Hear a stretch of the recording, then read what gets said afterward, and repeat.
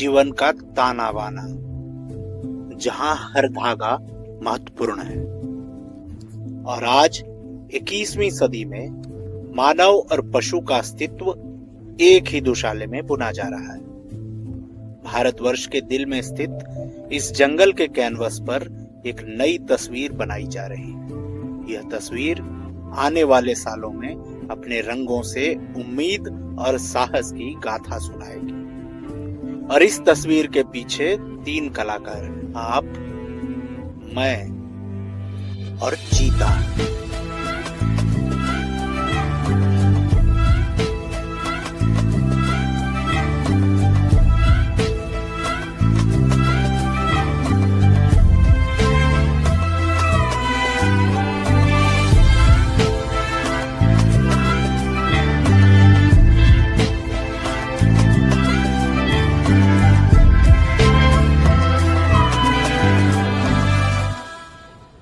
ऐसा लगता है मानो कल की ही बात है जब चीतों को 2022 में भारत वापस लाया गया था।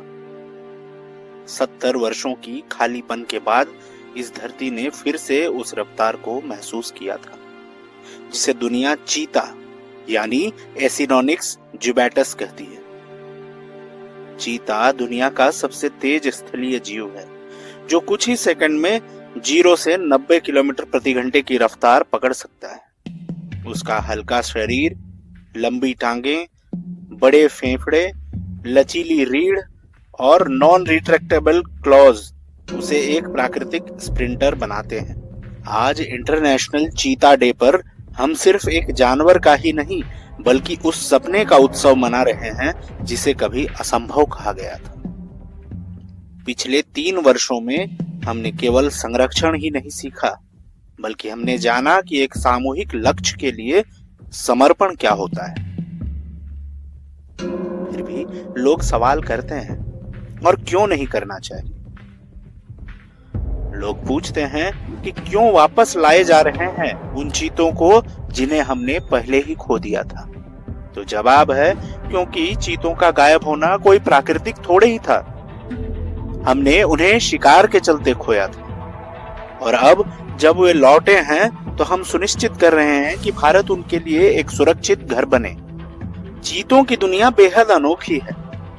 इनका वैज्ञानिक नाम एसिनोनिक्स जुबैटस है। ये फेलिडेई फैमिली को बिलोंग करते हैं, लेकिन इनका व्यवहार बाकी बड़ी बिल्लियों से बिल्कुल अलग होता है। चीते अत्यंत शर्मीले और कम आक्रामक होते हैं। ये टेरिटोरियल तो होते हैं लेकिन टाइगर और लेपर्ड की तरह टकराव नहीं करते। मादा चीताएं अक्सर अकेली रहती हैं, वहीं नर अक्सर एक छोटे समूह में रहते हैं जिसे कैलिशन कहते हैं। चीते आमतौर पर दिन में शिकार करते हैं ताकि अन्य बड़े शिकारी जैसे तेंदुआ, बाघ, शेर आदि से संघर्ष ना हो। मादा चीते का गर्भकाल लगभग 90 से 95 दिन का होता है और एक बार में औसतन 3 से 5 शावक जन्म लेते हैं। जन्म के समय शावक बेहद कमजोर और अंधे होते हैं। इसके अलावा उनका वजन सिर्फ 250 से 300 ग्राम होता है। 6 महीने तक शावक मां के साथ शिकार सीखते हैं और लगभग 18 महीने मां के साथ रहने के बाद उनका सेपरेशन होता है और वे अपनी अलग टेरिटरी बनाने निकल पड़ते हैं। दुनिया के लगभग 70% चीते ऐसे हैं जिन्हें पेड़ों से आच्छादित जंगलों में रहना पसंद है, लेकिन आप और हमने हमेशा से उन्हें टीवी पर घास के मैदानों में ही देखा है। ऐसा इसलिए क्योंकि वहां उन्हें शूट करना आसान होता है। और कूनो क्यों? तो कूनो में जंगलों के अलावा घास के मैदान भी हैं। 1-2 नहीं, पूरे 40 यानी कि 13,000 हेक्टेयर। ये ग्रासलैंड्स उनके लिए आदर्श साबित हो रहे हैं। और इस आदर्श परिदृश्य में कूनो एक नई कहानी रच रहा है। नामीबिया और दक्षिण अफ्रीका से आए 20 चीतों में से हमने पहले ही 8 को खो दिया।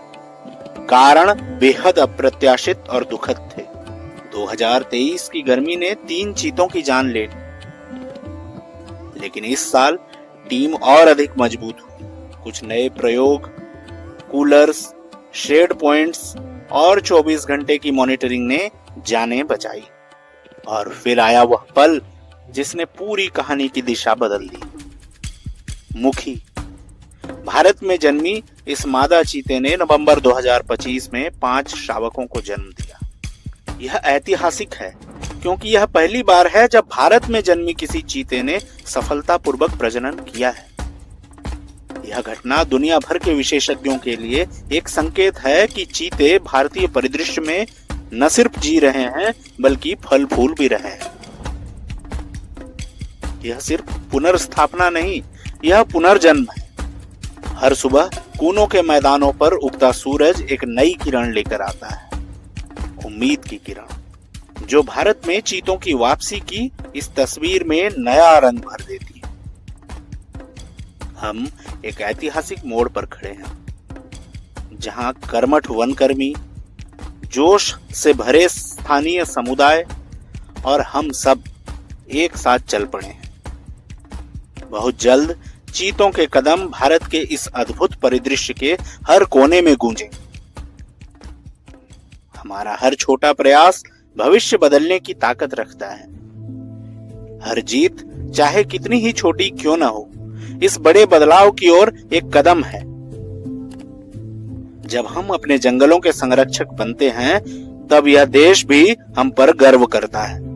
भारत में चीतों की पुनर्स्थापना एक साहसी प्रयास है, एक आवश्यक प्रयास है, और यह वह कहानी है जिसे हम सब मिलकर रच रहे हैं। आप, मैं और चीता।